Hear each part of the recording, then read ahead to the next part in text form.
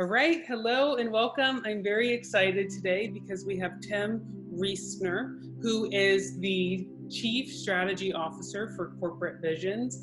So I was actually introduced to Tim when I was doing my Gainsight Pulse Academy online training, where I became a Gainsight certified CSM back in September of 2019. And so Tim and Eric Peterson, the CEO of Corporate Visions, did this really great signature series on going deeper into understanding customer success. And I was really blown away at how relevant and powerful and concise and really memorable your work has been for me. And it's things I've used literally on a daily basis with clients. So I've learned, so much from you. So I'm very, very thankful that you're here. Hello and welcome.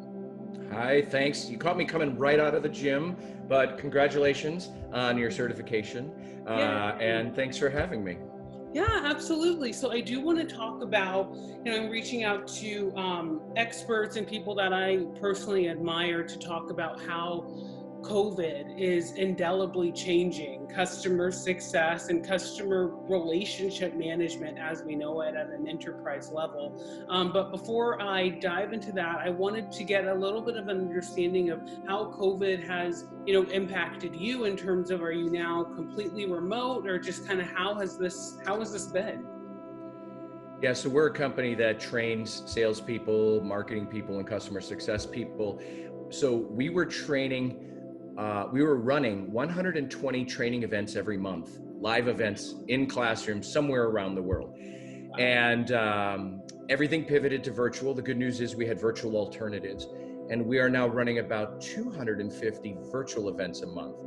So what happened is, I think everybody decided, if we're going to do this virtual, we can scale this faster. And we've been telling clients that you could do things now in virtual versus waiting for a calendar to clear up and a hotel room or a meeting room to clear up. Those were literally some of the constraints in the past. Now there's no constraint. Everybody can take the training now and have impact immediately. So all of a sudden, virtual training became a reality. And as a training company, we had to do that. And yeah, we are trying to keep up with the demand, ironically. Now, personally, I traveled somewhere every week, and it would take at least a day, if not 2 days, to get somewhere to have a very important, crucial conversation. I now have 4 or 5 crucial conversations a day. The webcast goes on, the light goes on above my head, and we are in serious conversations because every salesperson and every customer or every trade association or wherever I was going to be, I can do more of those in a day. So in some ways, I feel way more productive, to be honest. No, that's great to hear. It looks like Corporate Visions is a little bit like Zoom in the fact that it's booming because of this. And I have noticed, just personally, I always used to go to the workout classes before COVID, and it's about 15 minutes away from my house. Given traffic, it's even more, and rain and all of these different delays. And now it is literally a 30-second commute. I put it on Zoom and I just go. So, I mean, there are strange benefits that we're finding to this time. Yeah, I think it's going to be interesting for any professional to think about this recast into a virtual environment, because I don't think that's going back anytime soon. I don't think CFOs are going to be like, I can't wait to start writing checks for people to travel again. They're going to look at that as a cost savings and go, can they be productive? Yes. Can they be more productive? Maybe even that. So I think that's definitely one of the repercussions that we're going to see, even when things start to open up. That's just a cost that people are going to be like, that was old-timey days, so we'll see. But that's a little bit of what I'm predicting right now. Nice. Okay, well, let me jump into it. So one of the things that I've heard you talk about, so ever since seeing yours and Eric's signature series, I went in and kind of did more research on you. And I remember hearing you talk about this phrase that the best story always wins. And you talked about Malcolm Gladwell and his explosive, book, The Tipping Point, and how great it was, and it expanded his career, and it really resonated in society. But then you went into how really nothing or none of the major concepts that he covered in his research findings were new, or were even his. And you talked about this man, Morton Grosden. Grodzins. Right? Who it's like, see how unimpressive he is? No one knows how to pronounce his name. And so the fact that he was really the one who came up with a lot of the content for the tipping point, but yet the way that Malcolm Gladwell, and everyone knows how to pronounce his name, was able to successfully tell that story and engage people is what made it memorable, not even the fact that it was necessarily all his. Right. It wasn't even his research, and it was Grodzin's research. I always joke that not only do we remember his name, we pay his fees to have him come speak. And poor Morton Grodzin's toiled and died a poor academic.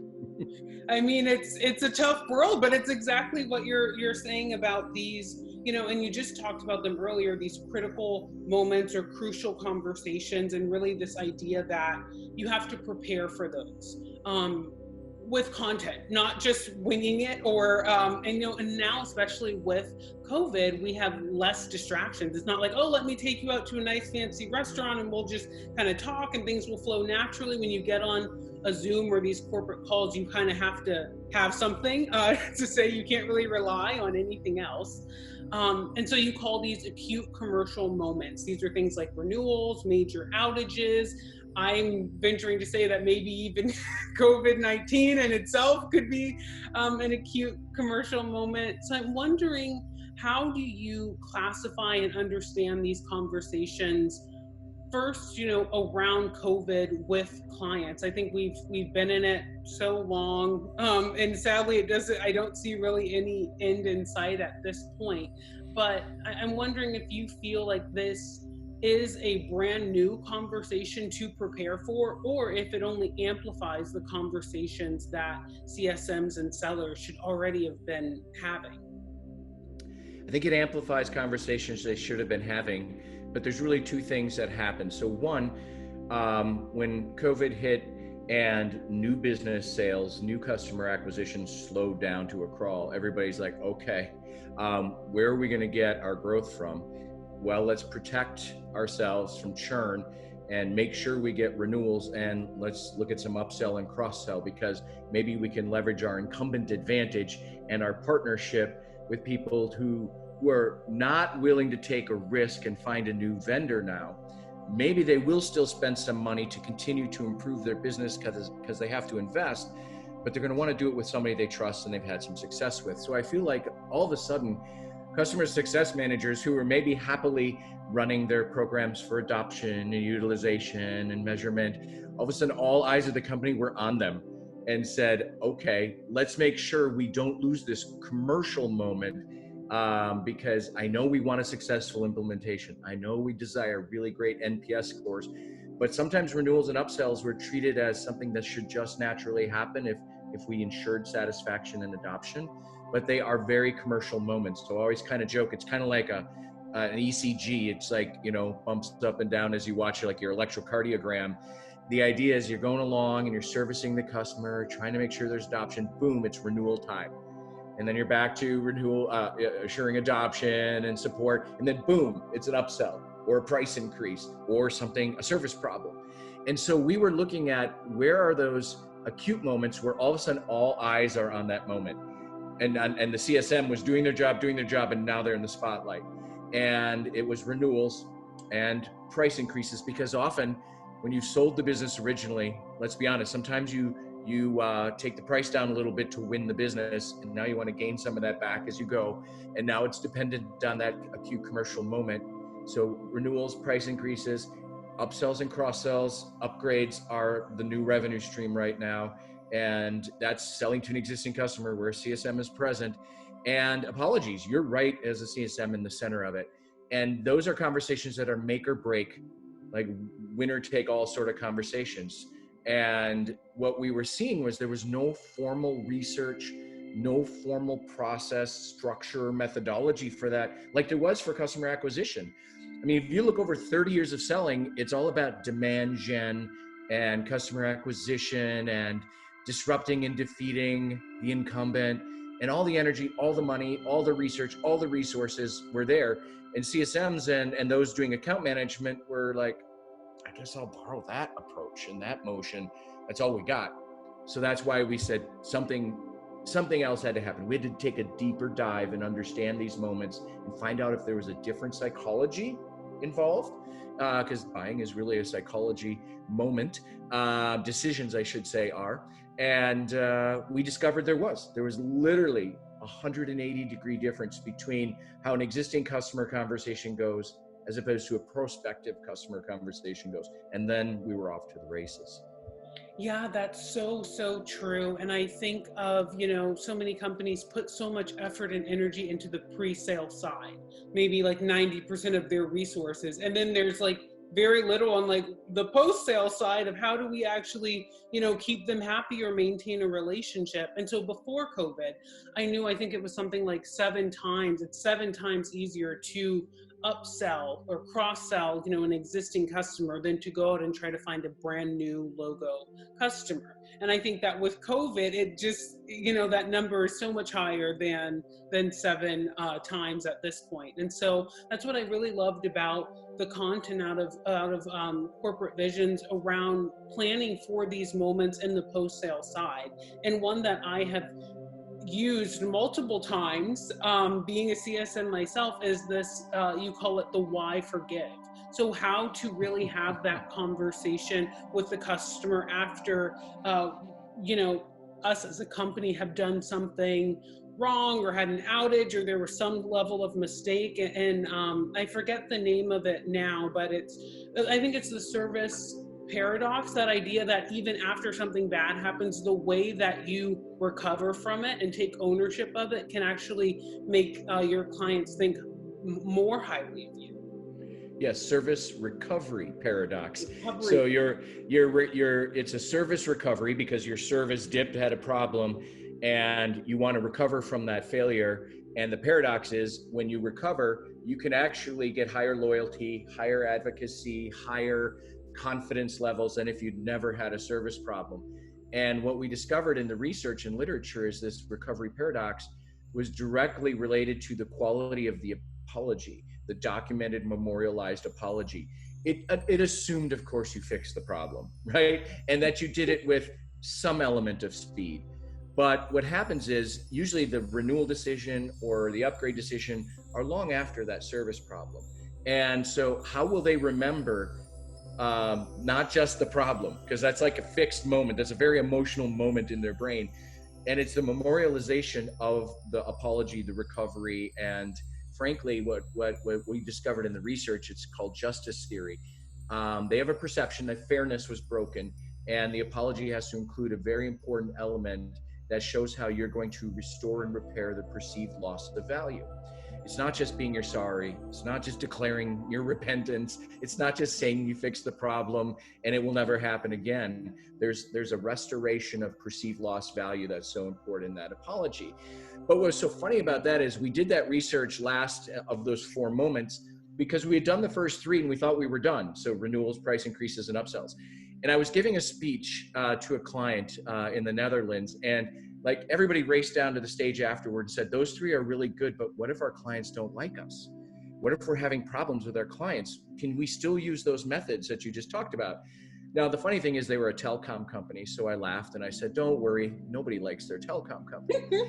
and thank you, because they didn't laugh, I think, because they were living the problem, right? So they were not amused. And so we went out and did that additional research, and it really rounded out.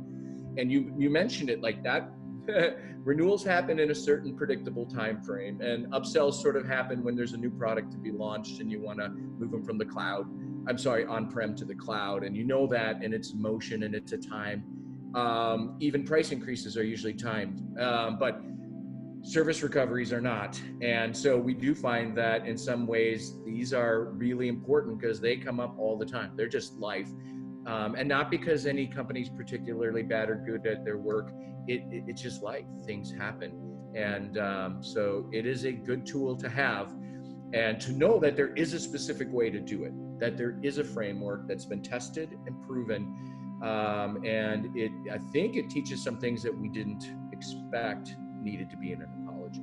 No, absolutely. And I think the framework for these conversations, all of them, is so, so powerful. I'm wondering if you're seeing with this why forgive service recovery paradox, are companies, so service outages, this was our fault. Whereas when you think of COVID's impact in general, not everyone is a Zoom expert. Not everyone knows how to work their audio or play a video. Like some of these issues that, yes, CSMs as a company might be having, but they're also universal to some degree in the sense that, the way that we tell stories before, either on a stage or in person, or and now we're telling them with our dogs barking in the background and children screaming and just so I'm wondering if you see it Their as workout hat on, workout hats, exactly. And I'm wondering if you see it as a kind of a why forgive while I'm stumbling to figure out how to do this on Zoom, or if it's more of this is a universal problem that we all understand at this point. Yeah, and I think eventually when it becomes a new normal, we're going to expect another level of professionalism. So sorry, again, but this is true. I think the overused phrase "we're all in this together" is going to that's going to allow us to overcome a lot of things, because we weren't all prepared and didn't have the right scenario. But I was just talking to, I got to keep this confidential because we're looking at some research right now on the impact of your background in the perception of the same story. So we've got people who've been recorded telling the exact same story, and so it's the same script, same words, and people from the same company, and then we've had the quality of the story judged in terms of how well they've told it, and then we're going to have a separate group talk about the background and what they thought, and we're going to see if there's any correlation between how you scored on the rubric for your storytelling skills versus did your background have any impact on that. I don't know what we're going to find, but we are doing that work, because I do think there's going to be a pivot where eventually those things that were cute will become a nuisance. Those things that seemed authentic will be like, you didn't care. And I do care, Brittany, I really do. I didn't know you were going to be so professional today. And so it's interesting to think about that. But the biggest thing I see, if you're somebody who was used to being face to face, is that you, and sort of were the star of the show, and your slides and things were the backdrop, and you were there and you could control the room, control their focus.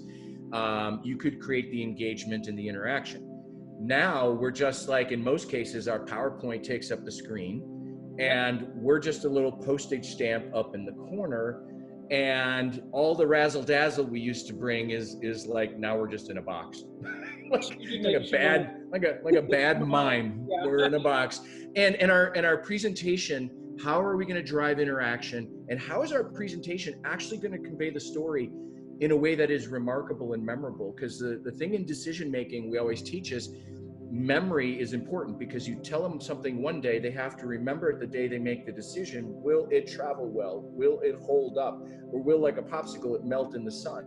And the idea is, how do you imprint on memory? So we literally have created an entire new science-backed course for remote storytelling, because now your presentation and the presenter, your roles are flipped. And are they up to the task? Are you up to the task? Is your presentation deck up to the task? And so we have a cognitive neuroscientist who works for our company, puts on EEG helmets, eye tracking devices, galvanized skin response, and we measure all this, test all this, and bring forward techniques and concepts for improving your presentation deck and your presentation engagement based on what we see happening in the brain and where memories are created. So and then we'll test these things 2 days later to make sure the memory is still there. So think about that that's a totally different game now, to think about this environment and how we can be as impactful as we were when we thought we were doing our best work. Most of our presentation training was not training to be in a box in a postage stamp. It was to be in front of a room, and words, voice, body, all these things, and they're all out the window now. Yeah. That's so interesting. I mean, I know everyone watching will be as excited as I am around this virtual storytelling, because that was going to be one of my questions of how do CSMs and sellers not become the Morton Grosdens of COVID, the easily forgettable, no one even remembers your name or your presentation, just a few days Yeah. later. Well, there's somewhere, so Corporate Visions is my company. And so somewhere on there's a webcast that we did called Mastering Remote Selling. And don't be thrown off by the word selling. It's really mastering remote presentations. It's just that what we think of is this is a very important environment. If CSMs don't want to think of them as sellers, they can think of themselves that way, but they are sellers. I mean, these are things you're trying to convince people to stick with you, to do more with you. So just own it. And so you can find you can find this free webcast at our website. We have a whole little infographic ebook on how to be unforgettable. So look that up. It's all free resources, a webcast on mastering remote selling, and an ebook on impossible to ignore, the science of unforgettable content. And so we have all kinds of free resources in this area. No, that's so great. And it's more important now than ever. And it's interesting what you're saying, because I think COVID is just going to raise the bar in terms of slides. Like your PowerPoint, they have to be more convincing now, because you can just be on your phone, or you can just be on mute doing something and be cutting up vegetables in the kitchen. Like it's such a more competitive landscape for people's attention. Well, there's research that's actually called the stimulation threshold. You have to get above the stimulation threshold because we have our brains trained for how we interact on screens and how we expect things to happen on screens. And our slides are usually the antithesis of what people expect on a screen. Right, very true. And so there are some very simple tricks you can use to just use animation and builds a lot more effectively so that people aren't reading faster than you're talking. And you're right, this is the most attention competitive environment. And the competitor in this environment isn't your competitor, your arch rival. The competitor is multitasking in all the options, and then as a result, just imagine the memory erosion. So one thing we do know is almost no matter what you do, people will only remember 10% of what you said just 2 days later. We test this time and time again. So one of the first lessons we teach everybody is know your 10%, control your 10%, repeat your 10%. And so figure out what your 10% in, what's the main takeaway you want, and 3 supporting points, and bring those back again and again. In fact, we simply tell people, take your agenda slide and make it your 10% slide.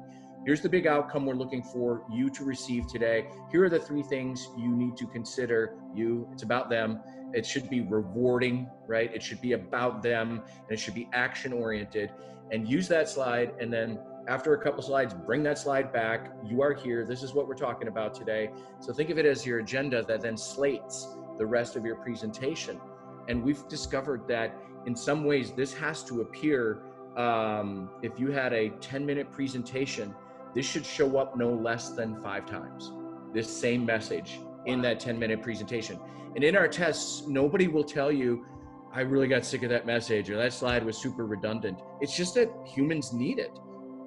They don't complain about it.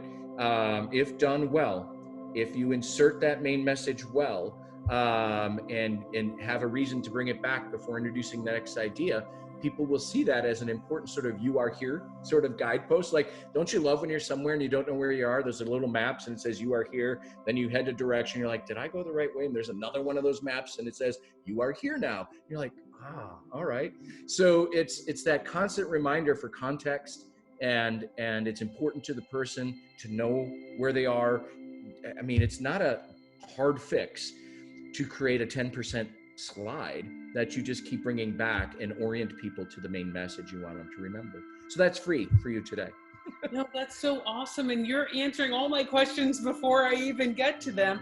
And so you might have already answered this, but my final question is really, with so many CSMs and especially sellers, CSMs are sellers, but those with the title of seller are out of work right now due to COVID. And so I'm wondering kind of any advice you have for all of those listening who want to make the best use of their time while they're between jobs, or how they can really use this this time ideally to come back stronger in the future? Yeah, I do think it's a time to train on the core skills. And I know the last thing anybody thinks they can do is afford to do it, which is why I think a lot of companies are putting some generous free resources out there. Even the stuff we've talked about today. I'm not even going to make you go out and buy my book. The expansion sale is the book, but if you go to our website, again, corporatevisions.com, there is an interactive ebook that digests all the salient points of the expansion sale. And if you think you're a CSM and you want to be back in the CSM game, I think being able to say, I understand my commercial role as well as my day-to-day customer sat role is an important sort of upping of your game. And that ebook will digest all of the main, those 4 frameworks we discussed, not only the science behind it, but the frameworks themselves on, you can learn Brittany's apology framework. And it's interactive, it's engaging, and it's all free. So look for the expansion sale interactive ebook at corporatevisions.com. And if you search that, you'll also find a webcast that I did with one of my co-authors, Professor Nick Lee, who helped us do the research. So there's a lot of free resources there. So I think being good in remote environments, find our stuff there. Being good at the commercial part of your CSM job, you can find some stuff there. And I just wish everyone the best. Yep, absolutely. This has been so great, Tim. We appreciate all of your incredible knowledge, and I will be linking in the description box below this video all of those resources where people can find them. So thank you. Thank you, Brittany. It's been a pleasure.